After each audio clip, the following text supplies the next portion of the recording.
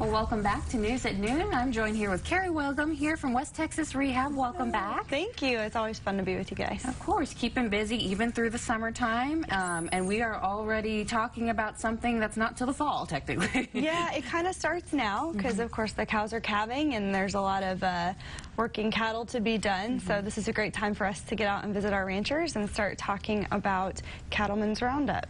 Yeah, so this has been an annual tradition for, do you know how long this has been with Rehab? 1960. So the first head of cattle was donated out of Coke County by Conda and Edna Wiley.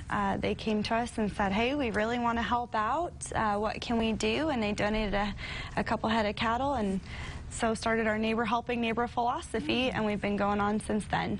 Wow, yeah, so started out with, just a few head of cattle, and now it's grown to a bunch of different events, more than just cattle now. Exactly. So if you can tell us about what's planned for this year's. Well, we have actually a lamb and goat sale coming up in about a week and a half or so, about 2 weeks. I think it's June 20th. So we do lambs, we do sheep, we do goats, we do cattle.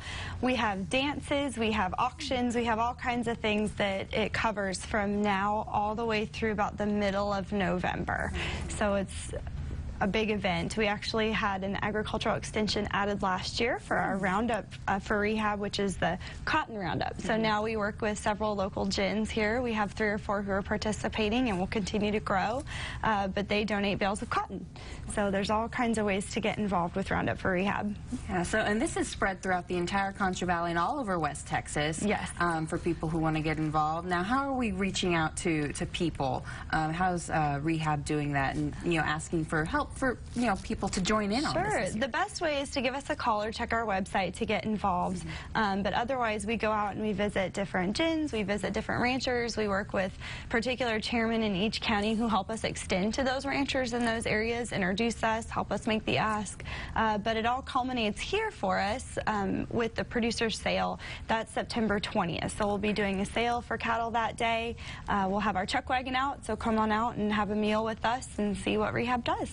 Yeah, and so all these funds that are raised through the entirety of Roundup, they are all going back to Rehab? Yes, they all go back to our patient services. So all those patients who might need a little bit of extra financial assistance paying for their care, we make sure that they get covered, whether they're underinsured, uninsured, just need a little extra assistance to make sure that we can get them back to the best place possible to live life to the fullest. And how do you recommend anyone who wants to get involved with it this year? I know it continues to grow, and how do they reach out, or how can they sign up for anything? Sure. How do they go The best way here in the Concho Valley is going to be to contact our offices, which is 223-6364. Ask for anyone in the Donor Relations Department. It's 223-6364, or go to our website, which is westtexasrehab.org. It's a great way to get involved. We have all of our events listed, all of our dinners, dances, lunches. There's tickets available there.